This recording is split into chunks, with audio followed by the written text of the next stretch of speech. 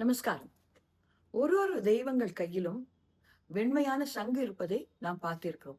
அது பலர் பெயர் கொண்ட ஒரு ஆயுதமாகும்.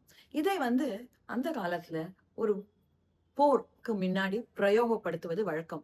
அதுவும் பெருமாள் கையில இருக்கிற சங்கோட நாதத்தை கேட்டா அத்தனை படையும் நடுநடுங்கி கையில் இருப்பதை கீழே போட்டுவிட்டு அந்த வெற்றி பெருமாளுக்கு அமோகமாக வந்து சேரும் அப்படி சொல்லிட்டு புராணங்கள்லாம் சொல்றது.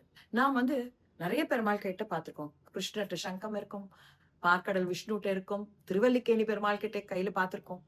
இதுக்கு என்ன பேரு அப்படின்னா, கிருஷ்ணர் வச்சுட்டு இருக்கிறதுக்கு பாஞ்சசன்யம் அப்படின்னு பேரு.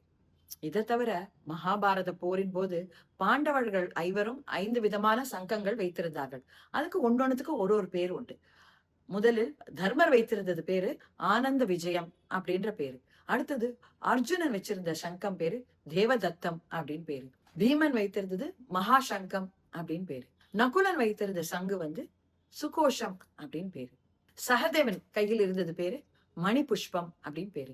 இந்த பாஞ்சஜன்யத்தின் பெருமை என்ன அப்படின்னாக்க, 1000 சிற்பிகளுக்கு நடுவில் ஒரு இடம்புரி சங்கு பிறக்கும். அந்த 1000 இடம்புரி சங்குகளுக்கு நடுவில் ஒரு வலம்புரி சங்கு பிறக்கும்.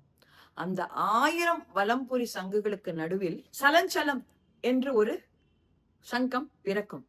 1000 சலஞ்சலங்களுக்கு இடையே பிறப்பதுதான் ஒரு பாஞ்சசன்யம். இது பார்க்கடலை கடையும் போது கிடைத்தது அப்படின்னு சொல்லிட்டு நம்ம புராணங்களிலிருந்து படிக்கிறோம். இந்த பாஞ்சசன்யம் மகாலட்சுமியின் ஒரு அம்சமானது அப்படின்னு சொல்றோம். இது இருக்கும் இடத்தில் ஐஸ்வர்யங்களும் வெற்றிகளும் நிறைய சேரும் அப்படின்னு சொல்லிட்டு நம்ம புராணங்களில் பார்க்கிறோம். அப்படிப்பட்ட சங்கம் கிருஷ்ணர் கையில் இருக்கிறது.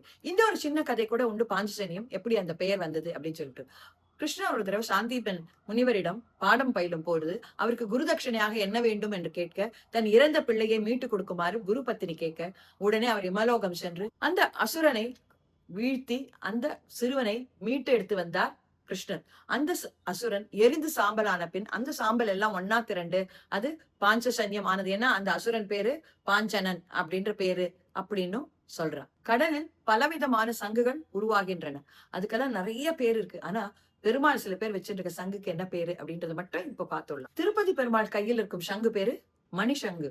திருவனந்தபுரத்தில் உள்ள அனந்த பத்மநாப சுவாமி கையில் இருக்கும் சங்கம் பேர் பாருத சங்கம். திருவெள்ளிக்கேணி பெருமாள் வைச்சிருப்பது வைபவ சங்கம். திருக்கண்ணபுரம் சௌரிராஜ பெருமாள் கையில் இருப்பது துயிலா சங்கம்.